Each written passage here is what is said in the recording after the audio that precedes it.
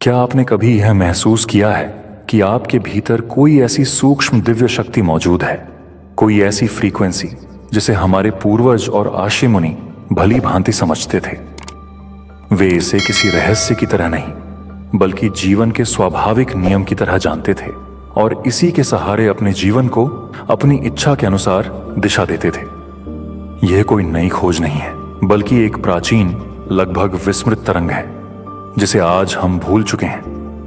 कहा जा सकता है कि यह एक फॉरबिडन एंसेस्ट्रल फ्रीक्वेंसी है, ऐसी तरंग जो सक्रिय हो जाए तो जीवन में परिवर्तन अपने आप घटित होने लगते हैं। विचार और वास्तविकता के बीच की दूरी कम होने लगती है और जो भीतर गहराई से जिया जाता है वही बाहर आकार लेने लगता है।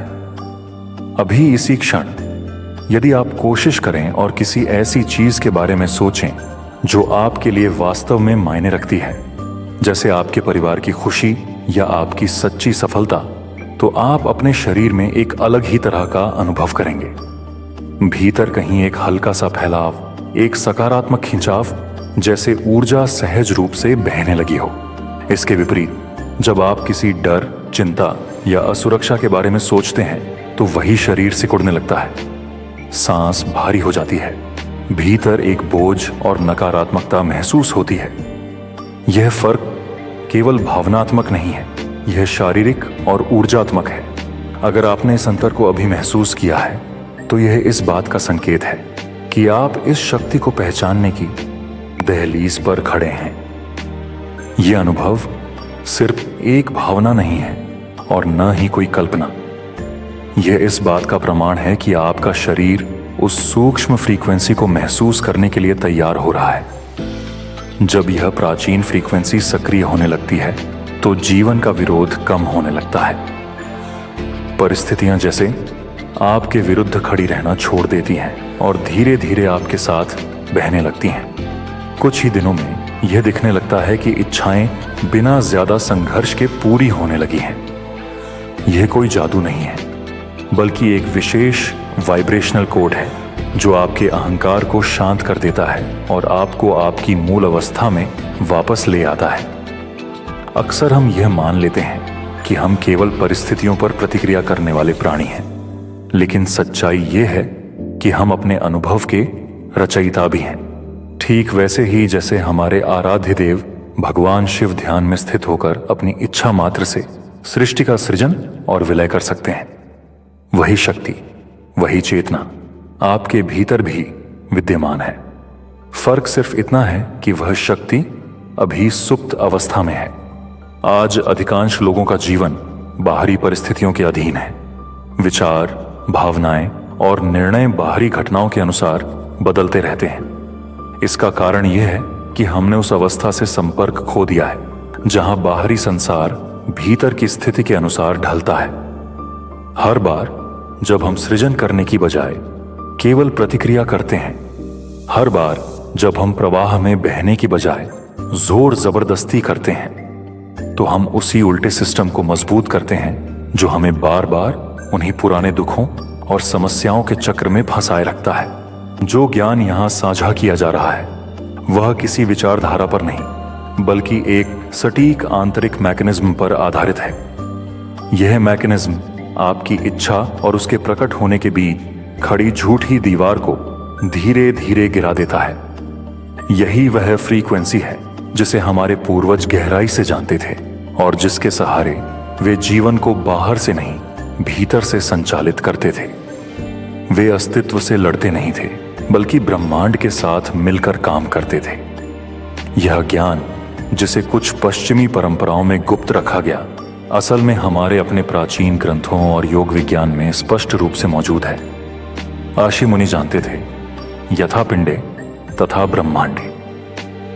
जो भीतर है वही बाहर है। आपका शरीर केवल बाहरी दुनिया से जानकारी लेने वाला रिसीवर नहीं है बल्कि एक शक्तिशाली ट्रांसमीटर भी है। यह लगातार ऊर्जा के संकेत भेजता रहता है और वही संकेत आपके आसपास की परिस्थितियों को आकार देते हैं। आपके शरीर की हर कोशिका एक सूक्ष्म स्पीकर की तरह है जो एक विशेष फ्रीक्वेंसी छोड़ती है। यह फ्रीक्वेंसी क्वांटम फील्ड से होकर गुजरती है और उसी के अनुरूप अनुभव वापस लेकर आती है। आधुनिक विज्ञान भी यह मानता है कि हमारी वेगस नर्व एक दो तरफा एंटीना की तरह काम करती है। यह वातावरण से जानकारी लेती भी है और साथ साथ शरीर की केमिस्ट्री और इलेक्ट्रोमैग्नेटिक फील्ड को प्रभावित करने वाले संकेत भेजती भी है। जब आप सुरक्षा, संतुलन और खुशी की अवस्था में होते हैं तो शरीर ऐसी फ्रीक्वेंसी उत्पन्न करता है जो अवसरों और सहजता से मेल खाती है। और जब आप डर या तनाव में होते हैं तो वही फ्रीक्वेंसी जीवन में और अधिक रुकावटों को आकर्षित करती है। विज्ञान यह भी बताता है कि हृदय हर धड़कन के साथ एक शक्तिशाली इलेक्ट्रोमैग्नेटिक फील्ड बनाता है जो शरीर से कई फीट दूर तक फैलती है। यह फील्ड आपके भीतर की अवस्था का सिग्नेचर लेकर चलती है और लगातार ब्रह्मांड को संकेत देती रहती है कि किस प्रकार की वास्तविकता को जन्म देना है। यह कोई प्रतीकात्मक या रूपक की बात नहीं है, यह मापी जा सकने वाली सच्चाई है। दुनिया आपको कैसे उत्तर देगी, यह पूरी तरह इस पर निर्भर करता है कि आप भीतर किस अवस्था में स्थित हैं। जब आप अपनी शक्ति का उपयोग करने की बजाय केवल प्रतिक्रिया कर रहे होते हैं तो इसका पहला संकेत आपके सोलर प्लेक्सस में हल्का सा तनाव होता है। पेट के ऊपरी हिस्से में खींचाव, जैसे भीतर कुछ सिकुड़ गया हो। लेकिन जब आप इस प्राचीन फ्रीक्वेंसी से जुड़े होते हैं तो वही हिस्सा शांत और खुला रहता है, चाहे बाहर के हालात कैसे भी हों।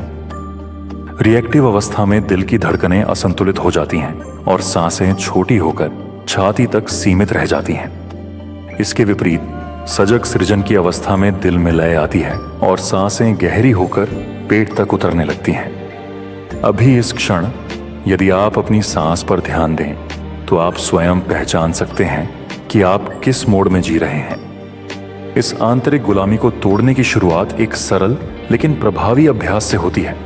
छाती पर एक हाथ और पेट पर दूसरा हाथ रखिए। इस तरह सांस लीजिए कि केवल पेट वाला हाथ हिले। यह प्रक्रिया सीधे वेगस नर्व को सक्रिय करती है और मस्तिष्क को यह संदेश देती है कि कोई खतरा नहीं है। यह केवल विश्राम नहीं है बल्कि एक गहरी न्यूरोलॉजिकल रीप्रोग्रामिंग है। धीरे धीरे इस अभ्यास के साथ आपका ध्यान भीतर स्थिर होने लगता है। हर बार जब आप अपना ध्यान भटकने से वापस सांस पर लाते हैं तो आप सजगता के न्यूरल सर्किट्स को मजबूत करते हैं और डर आधारित पैटर्न को कमजोर करते हैं।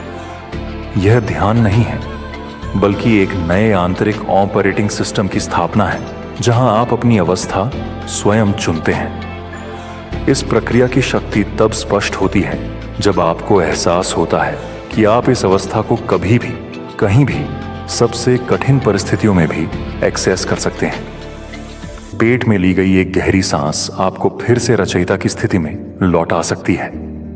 धीरे धीरे यह फ्रीक्वेंसी शरीर में स्थिर होने लगती है।